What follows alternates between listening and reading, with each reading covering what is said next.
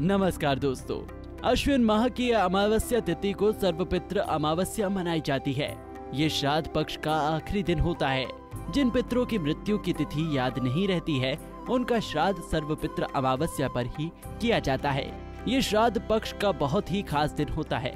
इस साल सर्वपित्र अमावस्या 25 सितंबर को मनाई जाएगी। इस बार ये तिथि बेहद शुभ समय पर बन रही है। ऐसे में इस दिन कुछ उपायों को करने से आपको पितरों का आशीर्वाद प्राप्त होगा। तो दोस्तों, आज इस वीडियो में हमारे एस्ट्रोलॉजर गुरमीत बेदी जी आपको बताएंगे सर्वपित्र अमावस्या पर किन का श्राद्ध करना चाहिए और इसकी सटीक विधि व उपाय। तो आइए जानते हैं। सभी दर्शकों को मेरा गुरमीत बेदी का नमस्कार। हिंदू धर्म में और हमारे शास्त्रों में सर्वपित्र अमावस्या को बहुत महत्वपूर्ण बताया गया है। इसे महालया अमावस्या भी कहते हैं। ऐसी मान्यता है कि पितर पक्ष के दौरान 16 दिनों तक हमारे जो पितृदेव हैं वो स्वर्ग लोक से अपने परिजनों के बीच में आते हैं और श्रद्धापूर्वक भोजन करके तृप्त होते हैं। हमारे शास्त्रों में यह भी वर्णित है कि सर्वपित्र अमावस्या के दिन उन पितरों का भी श्राद्ध किया जाता है जिनकी मृत्यु की तिथि का हमें पता नहीं है या किसी कारणवश हम उनके पहले श्राद्ध ना कर पाए हों। सर्वपित्र अमावस्या के दिन सभी पितरों का श्राद्ध किया जा सकता है। मैं दर्शकों को यह बताना चाहूंगा कि आश्विन मास की अमावस्या तिथि को सर्वपित्र अमावस्या के नाम से जाना जाता है। पंचांग के अनुसार इस साल 25 सितंबर को सर्वपित्र अमावस्या है। इस बार सर्वपित्र अमावस्या के दिन कन्या राशि में ग्रहों का खास संयोग भी रहेगा, जिस वजह से ये पितर जो अमावस्या है ये बहुत महत्वपूर्ण है। सर्वपित्र अमावस्या तिथि जो है वो 25 सितंबर को सुबह 3:10 से शुरू होगी और अमावस्या तिथि 26 सितंबर को सुबह 3:23 पर समाप्त होगी। इसलिए सर्वपित्र जो अमावस्या है वो 25 सितंबर को मनाई जाएगी। मैं ये बताना चाहूंगा कि सर्वपित्र अमावस्या वो श्राद्ध पक्ष की आखिरी तिथि होती है और इससे अगले दिन शारदीय नवरात्र का प्रारंभ हो जाता है। शास्त्रों में इस तिथि को सर्वपित्र अमावस्या या मोक्षदायिनी अमावस्या के नाम से भी जाना जाता है। इस तिथि पर ज्ञात अज्ञात सभी पितरों के श्राद्ध का विधान है।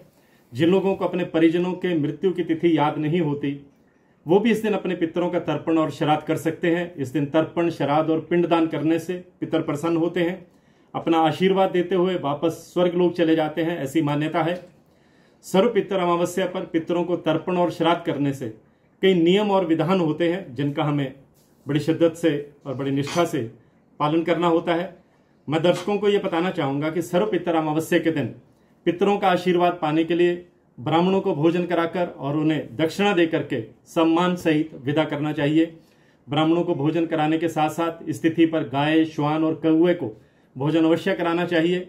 ऐसा करने से पितर प्रसन्न होते हैं। सर्वपित्र अमावस्या के दिन पशु पक्षियों जीव जंतुओं को शक्कर के साथ आटा खिलाएं, हरा चारा खिलाएं। ऐसा करने से आपको कष्टों से भी मुक्ति मिलती है। पितर पक्ष में पशु पक्षियों को अन्न जल देने से विशेष लाभ होता है। ऐसी मान्यता है कि इनको भोजन देने से स्वयं पितरों को भोजन प्राप्त हो जाता है।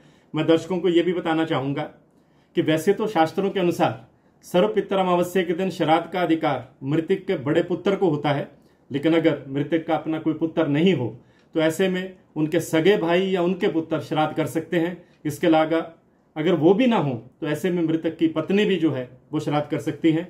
सर्वपित्र अमावस्या पर किस तरह श्राद्ध करना चाहिए, मैं इस बारे में भी दर्शकों को बताना चाहूंगा कि इस दिन प्रातःकाल उठकर सभी कामों से निवृत्त होकर के स्नान कर लें।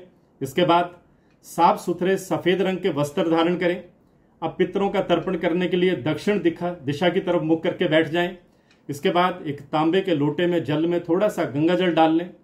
इसके साथ ही काले तिल, कच्चा दूध और थोड़ी सी कुशा डाल लें। इस जल को धीमे धीमे जमीन में गिराते हुए पितरों की आत्मा की शांति के लिए प्रार्थना करें। इस दिन ब्राह्मणों को भोजन कराना लाभकारी माना जाता है। भोजन में खीर अवश्य बनाएं। बनाए गए भोजन के 5 हिस्से जरूर निकाल दें। ये हिस्से कौवा, गाय, कुत्ता, चींटी और देवताओं के लिए निकाल दें। इसके बाद ब्राह्मणों को भोजन कराकर योग्यता अनुसार दक्षिणा दें। इसके बाद अन्य लोग भोजन करें। अगर आप व्यापक तरीके से भोजन कराने में सामर्थ्य नहीं है तो शाक सब्जी ही दान कर सकते हैं। इस दिन ओम पितर देवताय नमः मंत्र का 108 बार जाप करने से पितर प्रसन्न होते हैं, जीवन के कष्ट दूर होते हैं। मैं ये बताना चाहूंगा कि सर्वपित्र अमावस्या के दिन अंडा, मांस, मछली या मदिरा पान के सेवन से बचना चाहिए। इसके अलावा इस दिन हो सके तो लहसुन, प्याज या तामसिक भोजन खाने से भी बचना चाहिए। इस दिन साधारण और सात्विक भोजन ही करें। पितर अमावस्या के दिन हमको अनजाने और अनजाने किसी गरीब और असहाय व्यक्ति का अपमान नहीं करना चाहिए, ना ही उसे प्रताड़ित करना चाहिए। ऐसा करने से हम पाप के भागीदार भी बनते हैं और पितरों के आशीर्वाद से भी वंचित रह जाते हैं। इस दिन किसी को अपशब्द ना कहें और ना ही किसी का अपमान करें। मैं चलते चलते एक बार फिर से दर्शकों को बताना चाहूंगा कि 25 सितंबर को सर्व पितर अमावस्या है। आज की पोस्ट में बस इतना ही। मैं गुरमीत बेदी। इसी तरह की और भी जानकारी लेने के लिए हमारे चैनल को सब्सक्राइब करें और नई वीडियो की नोटिफिकेशन के लिए बेल आइकॉन दबाएं। अगर आप ये वीडियो फेसबुक पर देख रहे हैं तो वीडियो को लाइक और शेयर करें। साथ ही अपनी राय कमेंट बॉक्स में जरूर बताएं। धन्यवाद।